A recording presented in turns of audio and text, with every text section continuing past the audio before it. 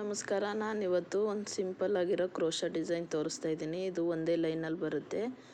ಇವಾಗ ನಾನು bead add ಮಾಡಿದ್ಮೇಲೆ ಅದನ್ನು ಒಂದು 4 ಚೈನ್ ಹಾಕಿ ಅದಕ್ಕೆ ಲಾಕ್ ಮಾಡ್ತಾಯಿದ್ದೀನಿ. ಮತ್ತು ನಾನು ಸ್ಯಾರಿನ ಟರ್ನ್ ಮಾಡ್ಕೊಂಡಿದ್ದೀನಿ. ಇದಕ್ಕೇ ನಾವು ಲಾಕ್ ಮಾಡ್ಕೊಂಡು ಹೋಗೋಣ. ಕ್ರೋಶಾ ಮೇಲೆ ಥ್ರೆಡ್ನ ಸುತ್ತಿ ಮತ್ತು ನಾವು ಚೈನ್ ಹಾಕಿರ್ತೀವಲ್ಲ ಅದರೊಳಗಡೆ ದಾರನ ಟರ್ನ್ ಮಾಡಿ ಲಾಕ್ ಮಾಡಿದ್ರೆ ಆಯಿತು. ಫಸ್ಟು ಬೀಡ್ ಆ್ಯಡ್ ಮಾಡಿದ್ಮೇಲೆ ನಾವು 5 ಚೈನ್ ಹಾಕಿ ಬಟ್ಟೆನ ತಿರುಗಿಸಿ 5 ಚೈನ್ ಹಾಕಿ ಮತ್ತೆ ನಾವು ಈ ಲಾಕ್ನ ಸ್ಟಾರ್ಟ್ ಮಾಡಬೇಕು. ಒಂದೇ ಸ್ಟೆಪ್ ಇರೋದ್ರಿಂದ ಬೇಗನೂ ಆಗುತ್ತೆ ಈ ಡಿಸೈನು. ಮತ್ತು ಡಿಸೈನು ಅಷ್ಟೇ ತುಂಬ ಚೆನ್ನಾಗಿರುತ್ತೆ. ಬೀಡ್ ಹಾಕಿರೋದ್ರಿಂದ ಅದ್ರ ಲುಕ್ಕು ಚೆನ್ನಾಗಿರುತ್ತೆ. ಇವಾಗ ಅದು ಚೈನ್ ಇರುತ್ತಲ್ಲ ಅದಕ್ಕೇ ನಾವು ಲಾಕ್ ಮಾಡ್ಕೊ ಹೋಗಬೇಕು. ಇದು ಕಂಬ ಹಾಕೋವಷ್ಟು ಟೈಮ್ ಹಿಡಿಯಲ್ಲ, ಇನ್ನೂ ಬೇಗ ಆಗುತ್ತೆ. ನೋಡ್ತಾ ಇರ್ಬೋದು ನೀವು. ನಾನು ಕ್ರೋಶಾ ಮೇಲೆ ಥ್ರೆಡ್ನ ಸುತ್ತಿ ಮತ್ತೆ ಅದನ್ನು ಲಾಕ್ ಮಾಡ್ತಾಯಿದ್ದೀನಿ.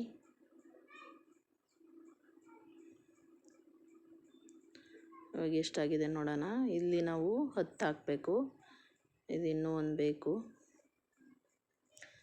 ನಿಮಗೆ ಸ್ವಲ್ಪ ಗ್ರ್ಯಾಂಡಾಗಿ ಕಾಣಿಸ್ಬೇಕು ಅಂದರೆ 12 ಹಾಕೋಬೋದು.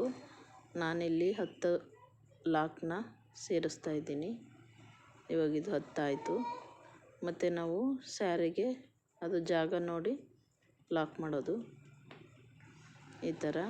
ನಾನಿಲ್ಲಿ 3 ಬೀಡ್ ಹಾಕಿ ಡಿಸೈನ್ ಮಾಡಿ ಸೆಂಟ್ರಲ್ಲಿ ಒಂದು ಕುಚ್ಚು ಬರುತ್ತೆ. ಇವಾಗ ನಾನಿಲ್ಲಿ 3 ಫ್ಲವರ್ ಥರ ರೆಡಿ ಮಾಡಿದ್ದೀನಿ. ಇವಾಗ ಕುಚ್ಚು ಕಟ್ಟೋಕ್ಕೆ ನಾನು 4 ಚೈನ್ನ ಹಾಕ್ತೀನಿ. ಇವಾಗ ಇಲ್ಲಿ ಕುಚ್ಚು ಬರುತ್ತೆ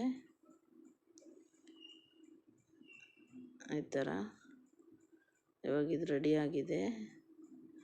3 ಫ್ಲವರ್ ಡಿಸೈನ್ ಬಂದಮೇಲೆ ನಾನಿವಾಗ ಕುಚ್ಚು ಕೂಡ ರೆಡಿ ಮಾಡಿದ್ದೀನಿ. ನೋಡ್ತಾ ಇರ್ಬೋದು, ಇದು ಸ್ಯಾರಿ ಫಿನಿಶ್ ಆಗಿದೆ. 3 ಡಿಸೈನ್ ಬಂದು ಸೆಂಟ್ರಲ್ಲಿ ಒಂದು ಕುಚ್ಚು ಬಂದಿದೆ. ಆಪೋಸಿಟ್ ಕಲರ್ ಕುಚ್ಚು ಕಟ್ಟಿದ್ರೆ ತುಂಬ ಚೆನ್ನಾಗಿ ಕಾಣಿಸುತ್ತೆ.